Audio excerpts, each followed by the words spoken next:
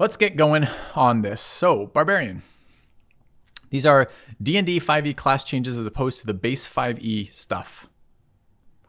All right, bonus damage applies to damage rolls using thrown weapon objects as well as attacks made using dexterity for the attack and damage rolls. Yeah, rage as the dex thing is interesting. And reckless attack works with melee attack rolls where they use strength or dex. That's also a neat new change. So you can have a dex barbarian and still interact with rage stuff. It's pretty cool. Beast sense is not in the game, therefore the spell is not granted. Speak with animals is able to cast once per long rest rather than as a ritual. 10 different animal spirits instead of 5.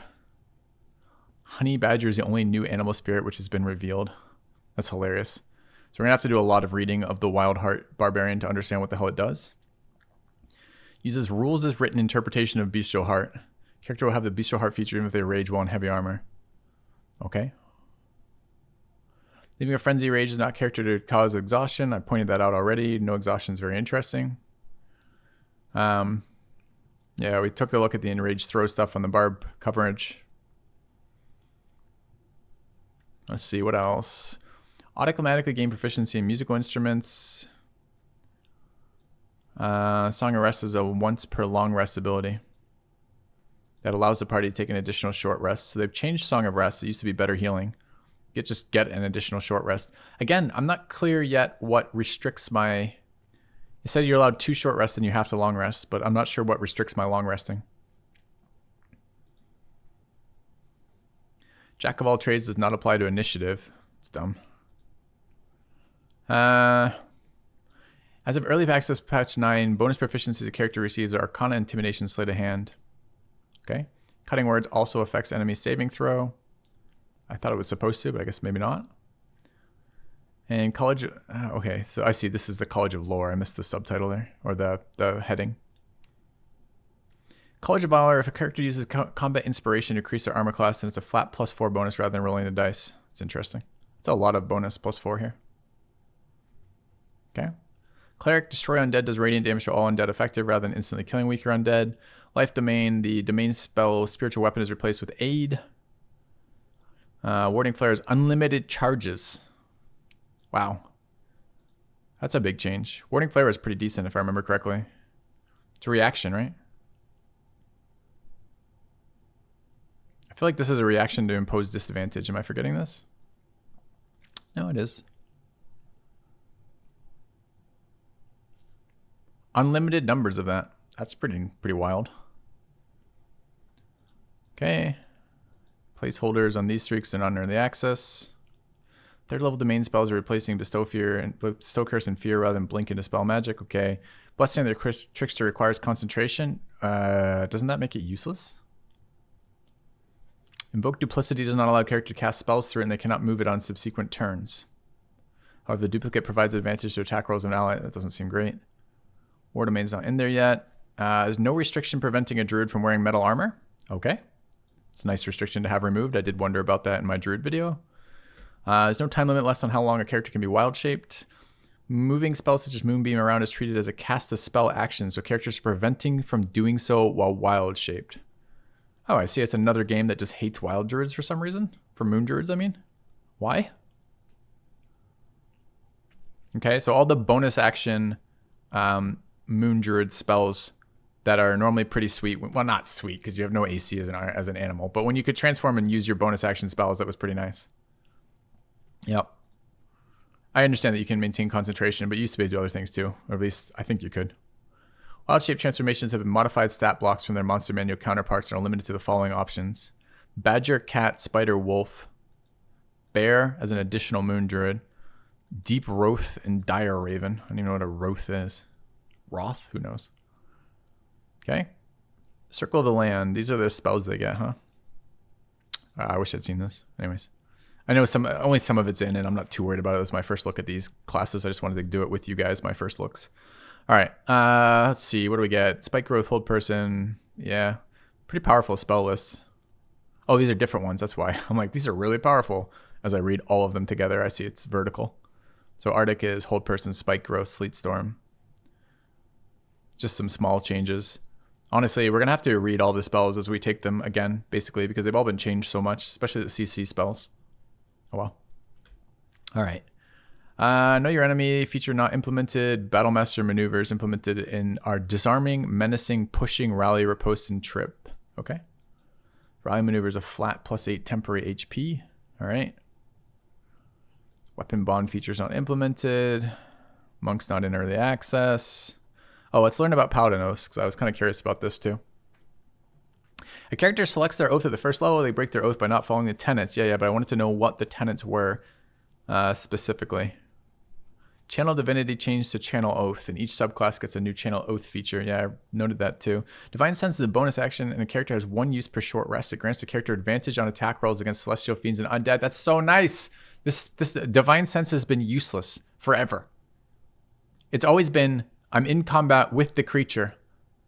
The DM says, the undead zombie, who is dead, but kind of alive, known as undead colloquially, is attacking you. And I go, I Divine Sense. And the DM says, he's undead. And I'm like, that was my action. Thanks.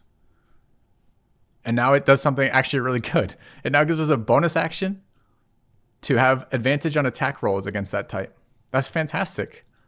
That's another Paladin buff. Paladin's a strength character too. Like, I don't know, man. Paladin has a lot of access to martial weapons. It's pretty cool. Paladin has charisma. Oh no. Oh no, chat. I don't want to play a Paladin. All right, Lay on Hands is changed so a character has 3 charges. This increases. So they did away with the Lay on Hands HP pool. That's kind of interesting. Character has 3 charges. This increases to 4 charges at level 4. As an action, they can spend 1 charge to heal the target by an amount of hit points equal to 2 times your Paladin level. 3 charges until level 4. 2 times my Paladin level. So at level 3, I have 3 charges of 6 for 18 HP. Okay. As an action, they can spend 2 charges to heal the amount of equal to 4 times the Paladin level. And as an action, they can spend 2 charges to cure diseases or potions affecting the target. Or poisons, excuse me.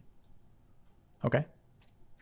Oath of the Ancients at level 1 gain ability Healing Radiance is a bonus action. Healing's better now, right? Since there's a bunch of status effects that get removed by healing.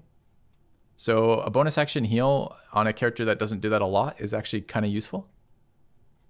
But what I actually care about is I want to know what the tenets of the oath are that restrict my actions, because I really hate being roleplay restricted by character mechanics. All right, Holy Rebuke, which seems entirely useless to me. Oath spell Zone of Truce is replaced with Silence. Okay, Zone of Truth even. Subclass is only available by breaking your oath. Gain Spiteful Suffering. Okay. The tenets were available on Hover. Following the ideal of the knight in shining armor, you act with honor and virtue to protect the weak and pursue the greater good. Doesn't really tell me what the fuck happens to break it. I could try the pages.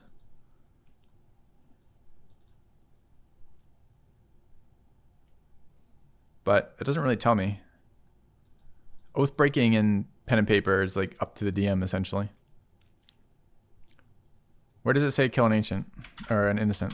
I don't see it on that page. Okay. All right. Where were we? We were on Paladins, going on to Rangers. Favorite enemy. Okay, I like the. I mean, I talk about these in my Ranger review videos. It's some interesting stuff they've done to change the base class around. The base class sounds a lot more interesting than it's ever seemed before to me. I'm mostly looking for any weird interactions that they've messed with.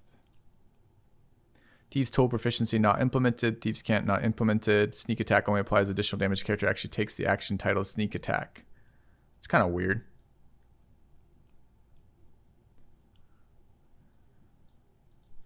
Fast Hands changed to bonus action. We got to figure out what we can do with bonus actions. All right, here are the Sorcerer meta magic. Subtle, quickened, heightened, distant, and careful. Really good ones.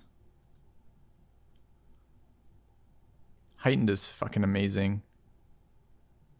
Quicken costs 3 instead of 2. I didn't think Quicken was all that great to begin with, and Subtle is just sick.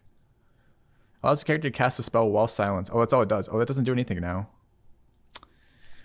I wonder if subtle still has RP stuff or not.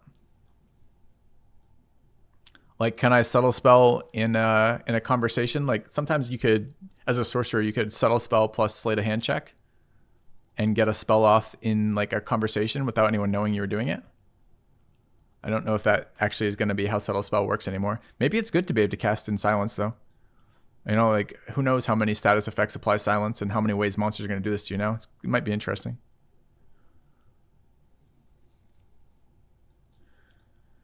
Additional spells granted for ancestry. Okay. Wild magic origin stuff. Warlock stuff. Yeah, I didn't like this change. Awaken Mind replaced by Mortal Reminder. And all of these are placeholders. Okay, so not too much more to learn there. A little bit of stuff that we didn't know already, but a lot of that we already knew.